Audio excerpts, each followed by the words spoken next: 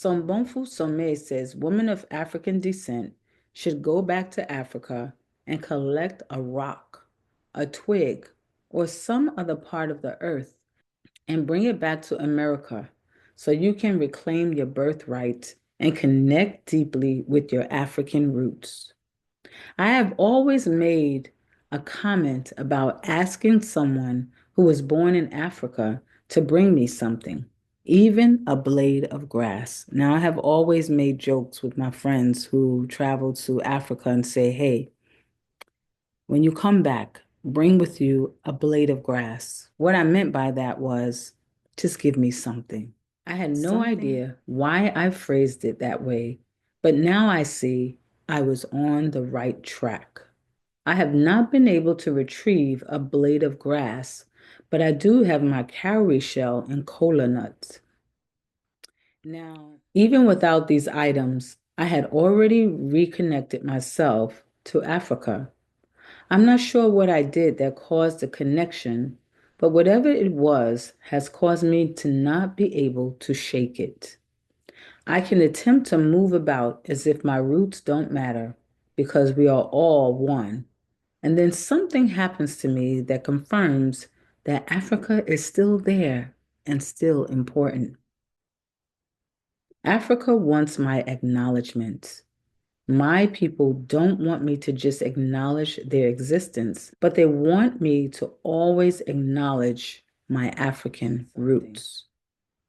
Just when I feel like I've gone astray and forgotten, something happens to confirm that Africa is still there. It's not just simply because Africa's in my blood or DNA, but it's because I've done the work.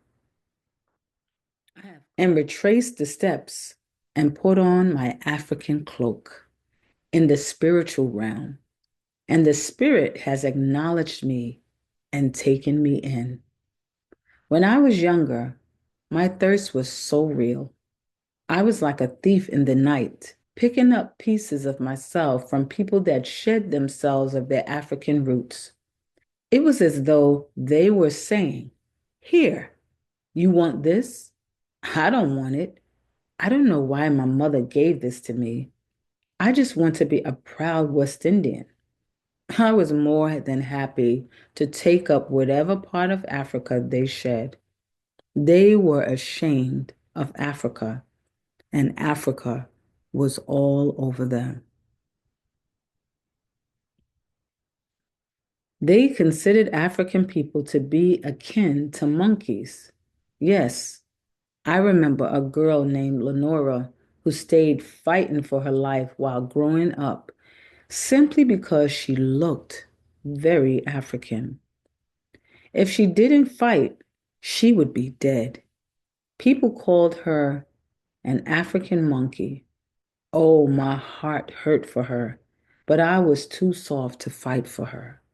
I also wasn't friends with those poor, ignorant African kids, neither. I could say they didn't know better, but then again, why did I? Because mommy let me know that we were all family and we were all from Africa. Isn't that something? I was pretty alone in my way of thinking. There were not many of us Black American children who loved our African kin. I became Lenora's friend from a distance. She trusted no one and she kept a hard face. I remember her beautiful wide smile with her bright white teeth and broad budgy lips. I wrote budgy. She was so beautiful to me. She wore what my Trinidadian best friend called picky plaits, and they stuck close to her head.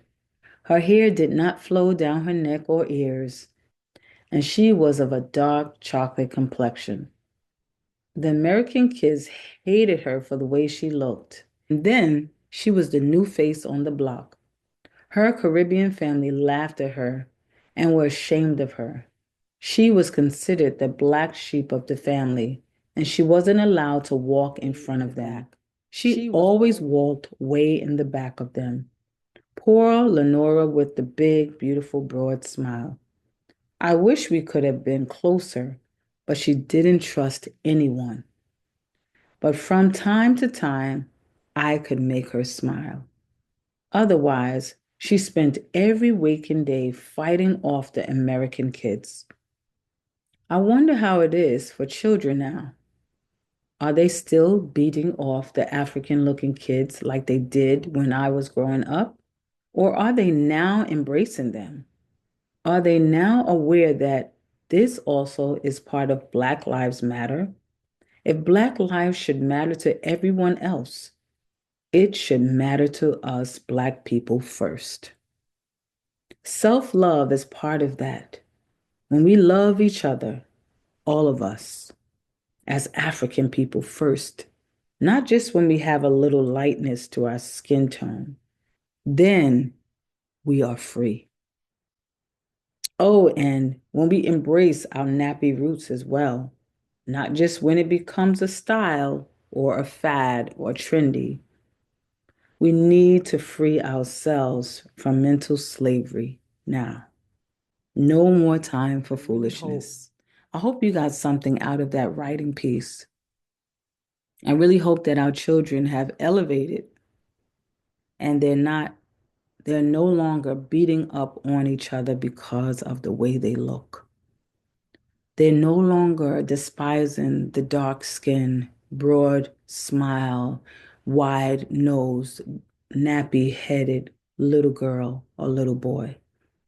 They're no longer ridiculing you because you do not look a certain way. I really hope our people have educated themselves and found out where their roots are from. And even if you find out your roots are Native American, like a lot of people say they are, or Indian, like a lot of our people say they are, when they distinctively look African, I pray that you still have left little girls and little boys like Lenora alone. Because I really truly believe when you love yourself, when you truly, truly, truly love yourself, you will stop hating others. This was a writing piece that I wrote years ago. I don't even remember when I wrote it, but I felt it was pretty good. So hope it helped you out. Peace and love.